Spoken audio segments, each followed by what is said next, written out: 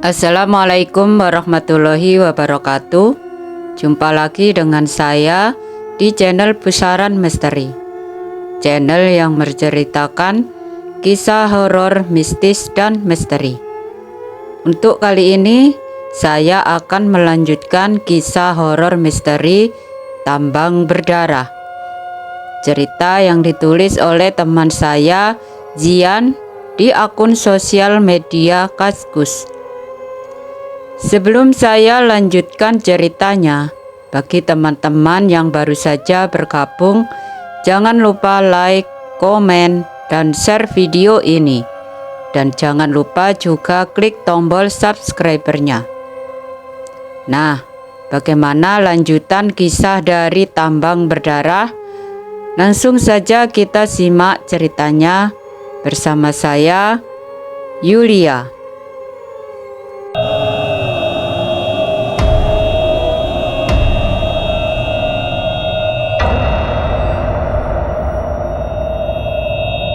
Tambang Berdarah, bagian kedua. Kok bisa ada masakan sayur-sayuran? Perasaan kita nggak ada stok sayur. Masakannya enak lagi. Pian kan nggak bisa masak. Paling bisanya rebus mie dan dadar telur. Oh, ini tadi dikasih sama ibu-ibu barusan. Aku seketika kaget. Jangan-jangan ini hantu wanita yang kulihat itu menyamar. Ibu-ibu yang di mana, Kak? Tanyaku heran. Itu bule, nanti aku kenalin, jawab Jali. Bule adalah sebutan dari ibu-ibu orang suku Jawa. Oh gitu ya, Kak. Sesudah itu pun tidak ada kejadian aneh-aneh lagi. Hingga malam hari tiba. Seperti biasa, para penambang ngumpul untuk menonton TV. Aku yang kurang akrab dengan mereka cuma asik nonton TV di pojokan.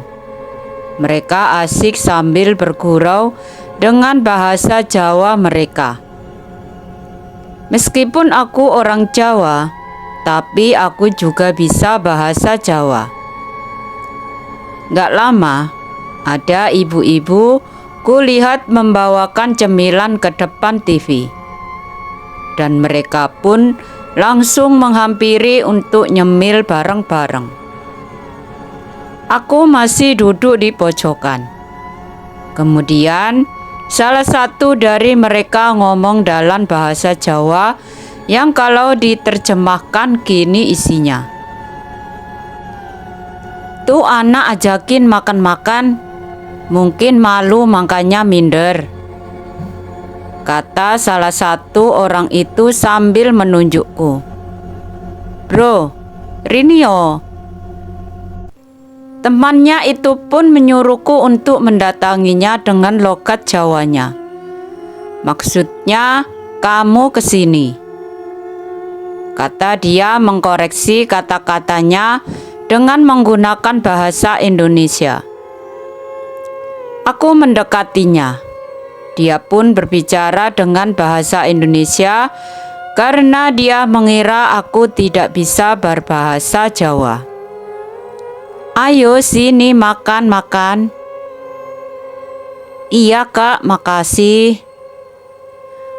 Kamu anaknya Abah ya? Abah yang dimaksud adalah pamanku. Mereka memanggilnya Abah sebagai kata bos. Bukan, aku keponakan Abah, jawabku. Oh, kesini rencananya mau jualan sama Jali. Enggak, Kak. Aku kesini cuma mau ikut saja. Mungkin beberapa hari sudah pulang lagi. Kemudian kami pun asik ngobrol sambil menikmati peyek buatan bule yang enak dengan aroma daun jeruk yang sangat khas. Malam itu pun berlalu. Aku tidur di dalam tenda TV dengan beberapa orang lainnya dengan TV yang masih menyala sampai pagi.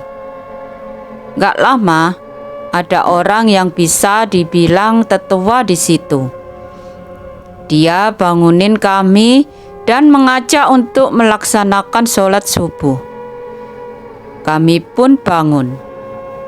Kemudian menuju sungai untuk ambil air wudhu yang kebetulan tepat untuk sholatnya di seberang sungai. Sungainya berair jernih dengan hamparan kerikil di bawahnya dan di dalamnya cuma sekitar 2 jari di atas mata kaki. Namun arusnya cukup deras.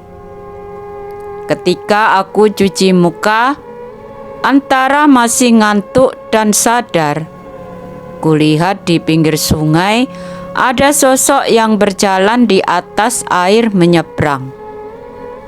Aku spontan ngomong, "Itu siapa?" "Apaan?" tanya orang di sebelahku. "Itu tadi jalan di atas air," jawabku sambil menunjuk ke arah atas air. "Walah, kamu ngantuk, bro. Cuci muka dulu," kata orang di sebelahku sambil mengusap kepalaku dan melanjutkan berwudunya. Aku terdiam sejenak. Arah pandanganku perjelas. Namun, tidak ada apa-apa. Setelah itu, ku biarkan saja tanpa memikirkan lagi. Setelah selesai sholat, kami pun balik dan mereka kembali ke pondok masing-masing. Oh iya, di sini pemukimannya tidak ada rumah permanen. Rata-rata semuanya hanya sebuah pondok, yaitu sebuah tempat tinggal yang didirikan dari kayu-kayu dengan lantai dan dinding terpal serta atap dari jerami. Sebab di sini bukan tambang dari perusahaan. Jadi, jika sudah habis emasnya, mereka bakal pindah lokasi dan proses pindahnya pun enak, tinggal cabut kayu dan terpal. Sehingga bisa dipakai lagi untuk membuat ulang pondok di lokasi yang baru. Pagi itu, sekitar jam 6, mereka seperti biasa berbelanja kebutuhan tambang seperti oli, solar, baut, dan alat-alat mesin lainnya. Ada pula yang menjual emas. Sekitar jam 7, mereka sudah pergi semua ke lundang tambang masing-masing dan suasana kembali menjadi sepi. Mereka biasa kalau sore hari itu pulang dan langsung memproses emas di lundang dengan menggunakan tulangan. Makanya di sini orang bilang mencari emas dengan sebutan mendulang. Artinya mencari emas menggunakan tulangan untuk memisahkan emas dengan pasir. Kemudian dicampur air merkuri atau raksa agar menyatu seperti pentol. Baru dijual. Kadang jualnya malam, kadang jualnya pagi. Dan cerita sedikit lagi. Di sini mereka mengambil barang di toko itu sistem bon atau utang. Jadi, ketika mengambil belanjaan, dicatat di sebuah buku yang nantinya baru dilunasi jika mereka sudah mengumpulkan banyak emas.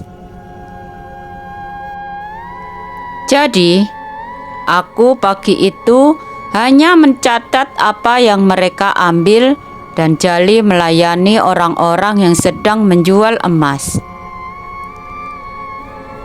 Sekitar jam 8, Jali mengajakku untuk makan dan kulihat ada lagi sayur-sayuran.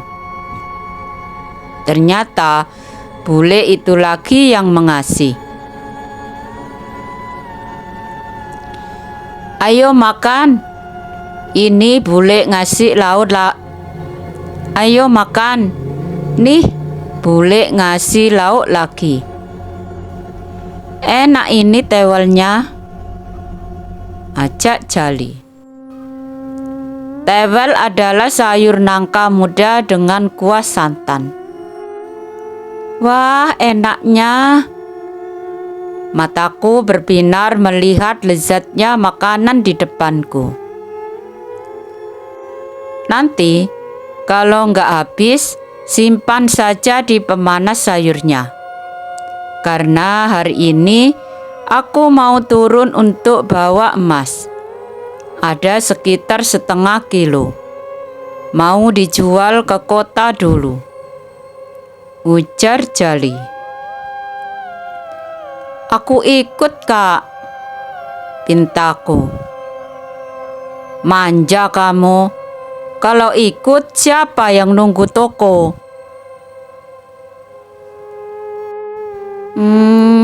Oke deh. Tapi kalau naik lagi, jangan lupa bawa oleh-oleh ya, kataku sambil tersenyum pada Jali. Iyo, Jali menjawab dengan nada seperti logat Jawa. Turun yang dimaksud Jali adalah pulang ke rumah. Sedangkan untuk naik artinya balik ke lokasi atau ke toko. Karena di lokasi ini tempatnya tinggi di pegunungan. Pagi itu, dia kembali turun setelah makan. Aku pun setelah itu menutup toko untuk jalan-jalan di sekitar dan tiba-tiba teringat subuh tadi. Aku melihat sesuatu di sungai. Aku jadi penasaran dan akhirnya kembali ke sungai. Aku coba mendekati tempat yang kulihat tadi. Ada orang yang berjalan di atas air. Ternyata di situ ada pohon pinus besar tak jauh dari tempatku berdiri. Dan aku berjalan mendekati pohon itu. Dan kulihat ada makhluk hijau yang makan telur kemarin ada di situ. Kupertajam penglihatanku.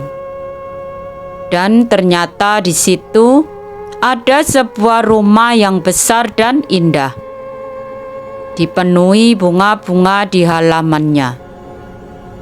Oh iya, karena rumah itu ada di alam jin, jadi susah untuk dideskripsikan. Intinya, jika di alam manusia, yang dilihat adalah pohon pinus. Namun, di alam jin, itu rumah yang bagus tadi. Sebagai contoh saja, kamu memegang HP dan kami sedang melihat foto rumah di HP. Yang orang lain lihat di tanganmu adalah HP, tapi yang kamu lihat yang ada di tanganmu adalah rumah. Sebab matamu memiliki hak untuk mengakses gambar itu, sedangkan mata orang lain hanya bisa melihat bagian luar saja. Aku kemudian mencoba menyapa, karena waktu kemarin itu Datu Ijo mengajakku untuk mampir ke rumahnya. Permisi, Assalamualaikum. Waalaikumsalam. Oh kamu, ayo masuk. Terdengar jawaban dari dalam rumah dan aku dipersilakan untuk masuk. Oh, jin Islam ya. Oh, ya. Batinku. Apa kabarnya nih? Datuk pun mengawali pembicaraan dengan menanyakan kabarku. Alhamdulillah Datuk baik. Jadi, di sini rumah Pian, Datuk. Pian adalah kata untuk menyebut kamu dalam bahasa Banjar. Digunakan untuk yang lebih tua, sedangkan untuk sebaya atau kepada yang lebih muda menggunakan kata ikam. Iya, kenalkan. Namaku Lubai. Aku di sini tinggal sama istri dan 2 anakku. Tapi mereka sedang pergi ke pasar. Sedangkan kamu sendiri siapa? Saya Zian, Datuk. Memangnya di sini ada pasar, Datuk? Ada, tapi pasar alam kami. Lumayan jauh di sini. Kalau mau nanti ku ajak ke sana. Gak usah Datuk, nanti nyasar gak bisa balik lagi saya. Hahaha, kamu ini ada-ada saja. Kalau boleh tahu, sudah berapa lama di sini, Datuk? Sudah lama, semasa belum besar pohon pinus ini. Awalnya, aku tinggal di Pulau Bali. Tapi pindah ke sini sejak muda, sekitar masih umur 90 tahun. Waktu itu, hutan kami ditebang ketika pendirian kerajaan Bedulu. Umur 90 tahun, udah kakek-kakek itu mah, batinku. Bedulu, apa itu Datuk? Kerajaan di Pulau Bali. Memangnya tahun berapa itu? Tanyaku makin penasaran dengan cerita Datu Ijo. Sekitar tahun 800-an Masehi. Buset, benar itu Datuk. Aku pun terlonjak mendengar cerita Datu Ijo. Hahaha, kamu kaget ya? Kami, bangsa jin memang punya umur panjang. Kalau masih ribuan tahun, itu masih umur biasa. Kami dianggap sepuh kalau sudah berumur puluhan ribu tahun. Iya juga sih. Kami dari koloni lumut pinus. Kami mendiami pohon-pohon pinus dan badan kami memang berwarna hijau. Jika ada ketemu pohon pinus dengan lumut pohonnya di bagian dekat tanah, tandanya ada bangsa jin koloni kami yang menghuni tempat tersebut. Lanjut Datu Ijo. Wah, makasih nih Datu atas infonya. Jadi tahu lebih banyak. Aku izin pulang dulu ya Datu. Nanti kapan-kapan kesini lagi. Mau dengar cerita seputar tempat ini. Sekarang sudah agak lama ninggalin toko. Takutnya ada orang mau belanja. ujarku yang dengan segera bangkit dari tempat duduk untuk segera pulang. Iya, kutunggu kehadirannya kembali, Jian. Oh iya, tadi subuh aku melihat ada orang jalan di atas air. Itu Pian. Karena teringat kejadian subuh tadi, kutanyakan itu kepada Datu. Bukan, mungkin itu Sri, jawab Datu. Hah? Sri? Sri siapa, Datu? Tanyaku heran. Iya, orang penambang biasanya menyebutnya hantu Sri. Dia tinggal di Lundang sana, jawab Datu sambil menunjuk ke arah Lundang kecil. Oh, ya sudah, saya pamit dulu, Datu. Hati-hati ya pulangnya. Takutnya ada hantu Sri. Goda Datu dengan ketawa menyerupai ketawa kuntilanak. Jangan gitu saya takut, Datu. Hahaha. Ya sudah, sana balik. Aku pun lalu pergi dengan bergumam dalam hati. Ada-ada aja ini jin. Ternyata jin juga bisa berjanda nakut-nakutin.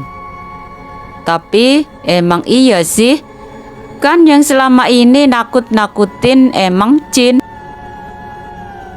Aku masih penasaran dengan arah yang ditunjukkan Datu Hijau alias Datu Lubei tadi.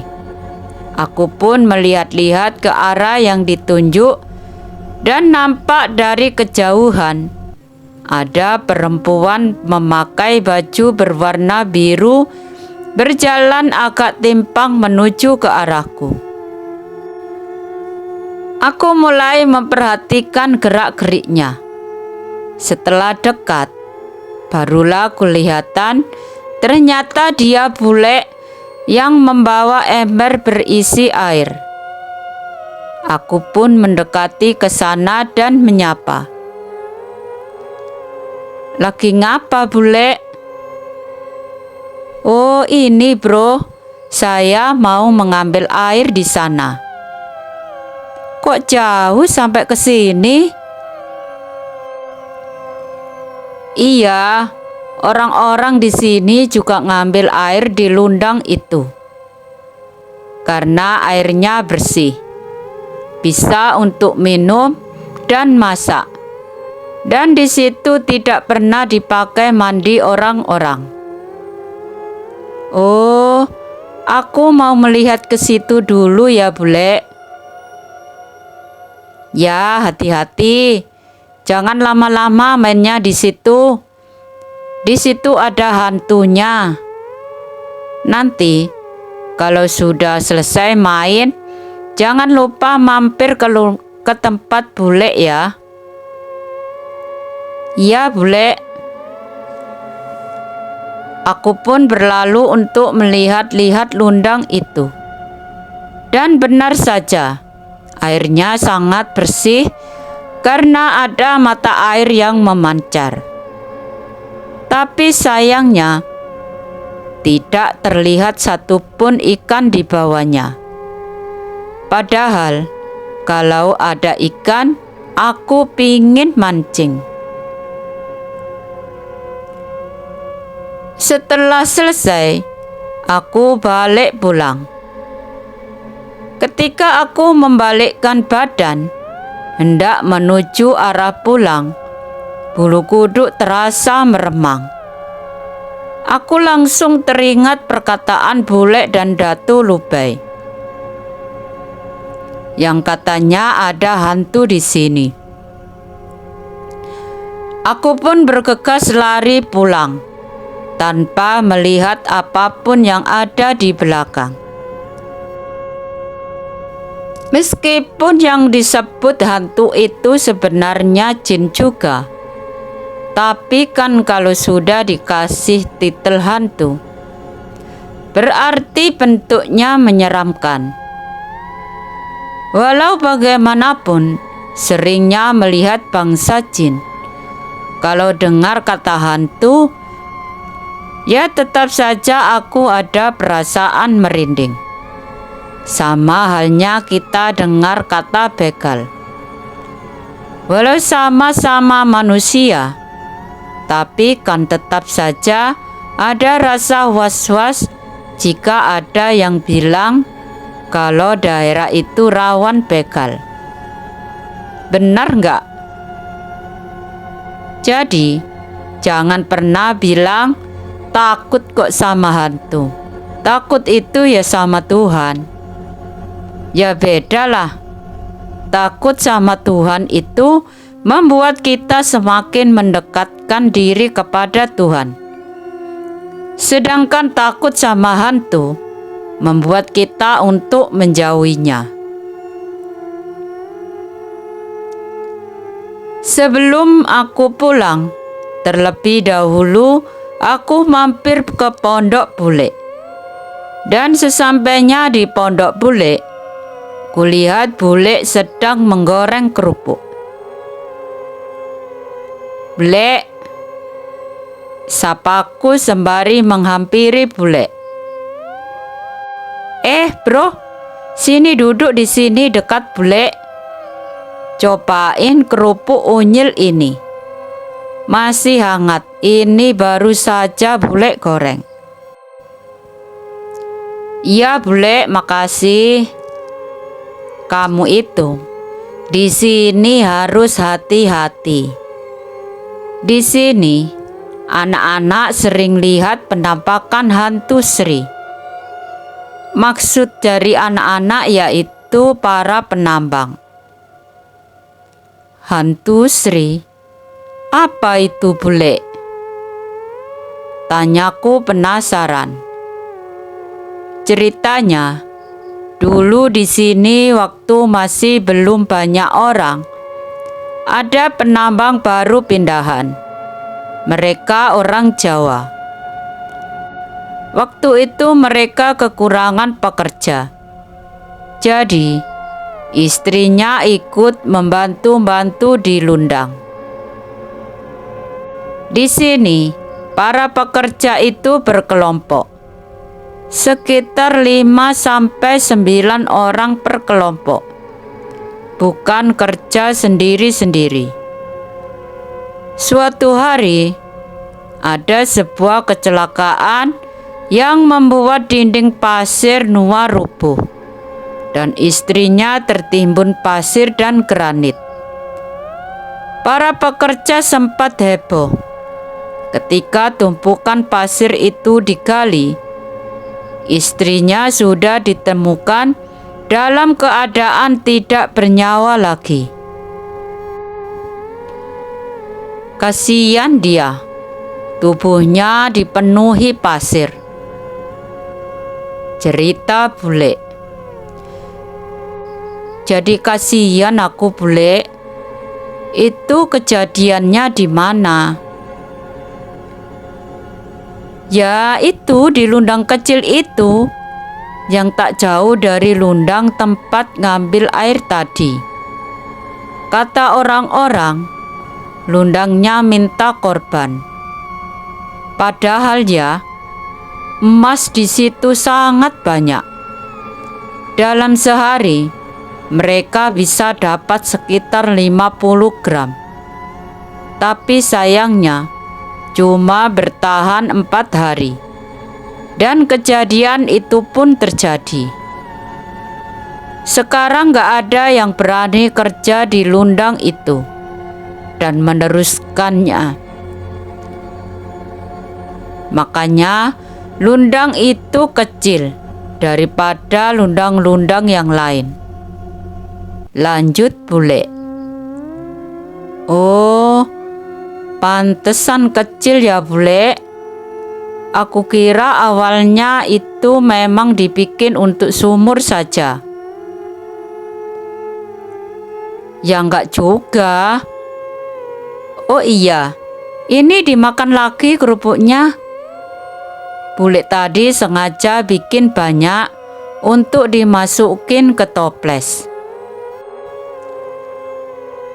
Anak-anak mereka itu suka makan dicampur kerupuk sama sambal. Bule itu loh, kalau beli lombok di tempat paman sayur, sekitar sekilo gak sampai 4 hari sudah habis. Buset, beneran bule? Iya, bener, maklumlah. Orang Jawa kan suka pedas. Aku juga suka pedas bule. Masakan yang bule kasih itu aku suka karena pedas. Beneran suka. Kalau gitu nanti kalian gak usah masak sayur aja. Minta saja sayur sama bule. Bule itu kalau bikin selalu banyak.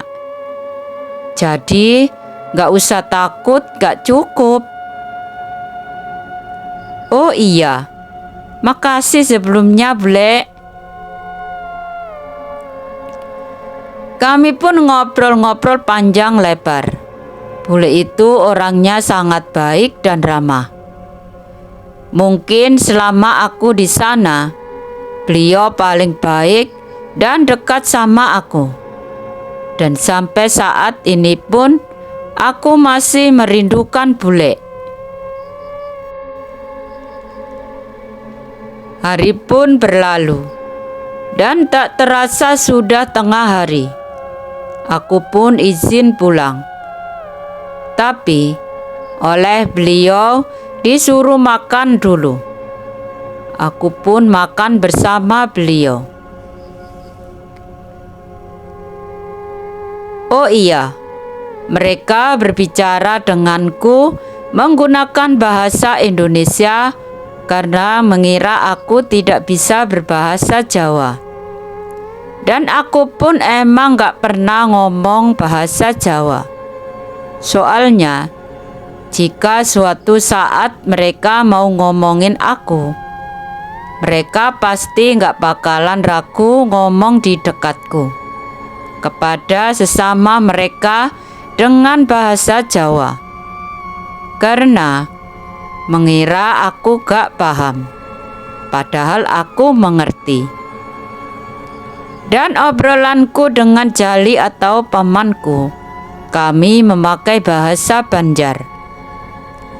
Hanya saja di cerita ini aku tulis pakai bahasa Indonesia supaya yang tidak mengerti bahasa Jawa dan Banjar bisa paham.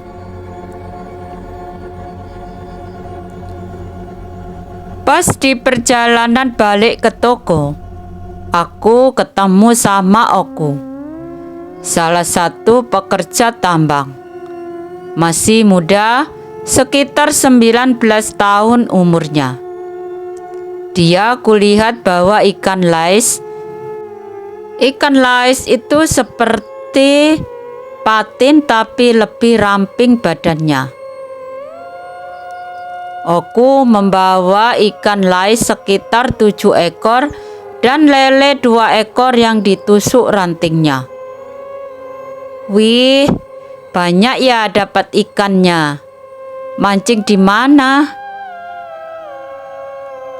Dapat hasil banjur dilundang. Banjur adalah cara memancing, tapi dibiarkan direndam di air, bukan dipegangi pakai pancing. Misal direndam pagi, pas berangkat kerja, diambilnya tengah hari pas istirahat kerja. Banyak ya? Iya, lumayan buat makan malam ini. Jangan lupa nanti malam mampir makan dulu. Nanti aku suruh bule buat masakin ini ikan, ujar Oku. Oke, siap bro. Aku sebenarnya baru kenal sama mereka, tapi mereka semua ramah tamah dan mudah akrab, sehingga membuatku merasa dihargai oleh mereka, dan aku juga menghormati mereka. Sesampainya di toko, aku buka pintunya dan mendengar suara tikus di dekat kardus mie. Aku ingat apa kata Jali kemarin. Kalau ada suara tikus teriak, mungkin digigit ular. Aku segera mengambil sapu dan memeriksa tumpukan kardus mie. Dan benar saja, ular kobra berwarna hitam kecoklatan menggigit tikus.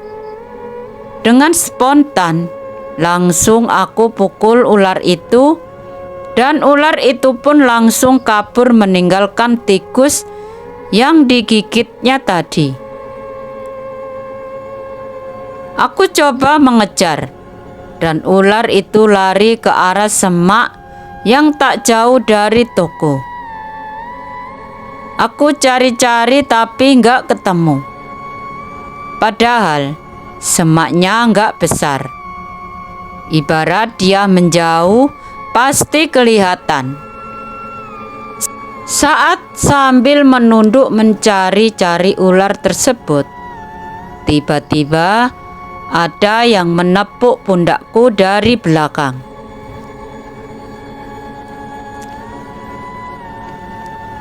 Demikianlah kisah tambang berdarah part 2.